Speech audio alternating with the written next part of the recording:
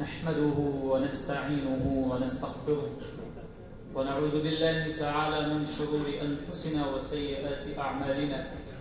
من يهده الله فلا مضل له ومن يضلل فلا هادي له، وأشهد أن لا إله إلا الله وحده لا شريك له جل عن الشبيه والمثيل والكفر والنظير، وأشهد أن محمدًا عبده ورسوله وصفيه وخليله وخيرته من خلقه وأمينه على وحيه.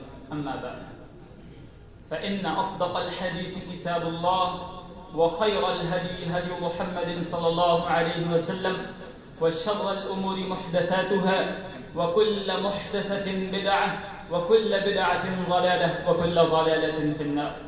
يا أيها الحضور الكرام، نتحدث اليوم عن موضوع يحتل مكانة عظيمة في قلوبنا وفي توجيه حياتنا اليومية، وهو موضوع التقوى وأهميتها.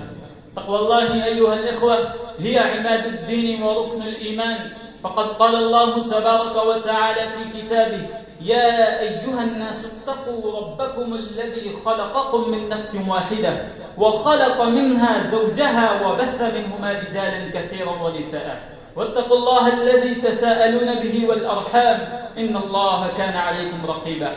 وأيضا ذكر النبي صلى الله عليه وسلم ورغبنا إلى التقوى في أحاديثه المباركة. قال النبي صلى الله عليه وسلم: اتقوا الله حيثما كنتم وأتبعوا السيئة الحسنة تمحها وخالقوا الناس بخلق حسن.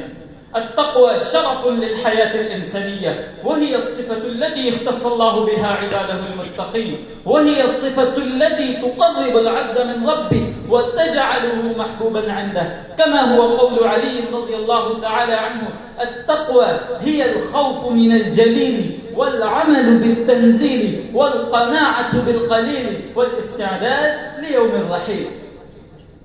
أيها الأفاضل، الإنسان في سعيه وراء رزقه قد يخرج عن دائرة الشرع أحيانا دون أن يشعر بذلك، بينما هناك بعض عباد الله الصالحين الذين ينظرون إلى أهمية التقوى وفضلها وخوف الله تعالى فيكظمون غيظهم ويدفنون رغبات في قلوبهم. فالهدف الأساسي من جميع العبادات هو أن يزرع الإنسان في قلبه خوف الله وتقواه. في أيام الخلافة الراشدة كان هناك صحابي اسمه أبو ذر الغفاري رضي الله تعالى عنه. كان أبو ذر يتميز بالتقوى والزهد في الدنيا.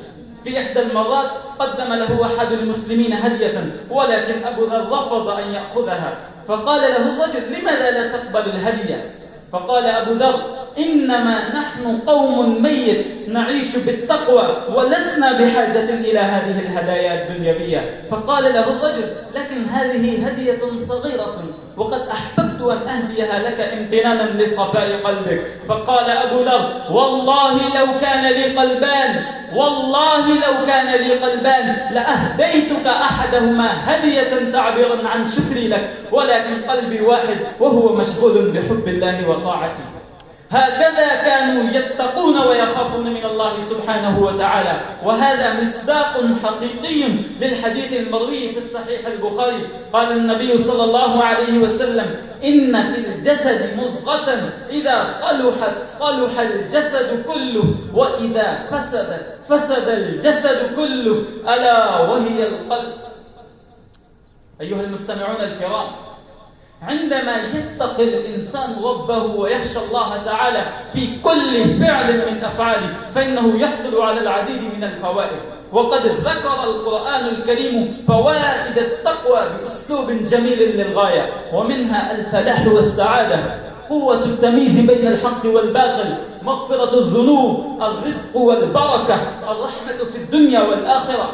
ينبغي لنا أن نضع في اعتبارنا دائما مكانة التقوى في حياتنا، فهي تظهر لنا الطريق إلى رضا الله وسعادة الدنيا والآخرة. لنقم بتطبيق مفهوم التقوى في جميع جوانب حياتنا، في العبادات والأخلاق والمعاملات اليومية، ولنكن واعين بأن الله سيحاسبنا يوم القيامة على أعمالنا ونوايانا. وأتم عرضي على قول الشاعر: إن التواضع من خصال المتقي، وبه التقي إلى المعالي يرتقي.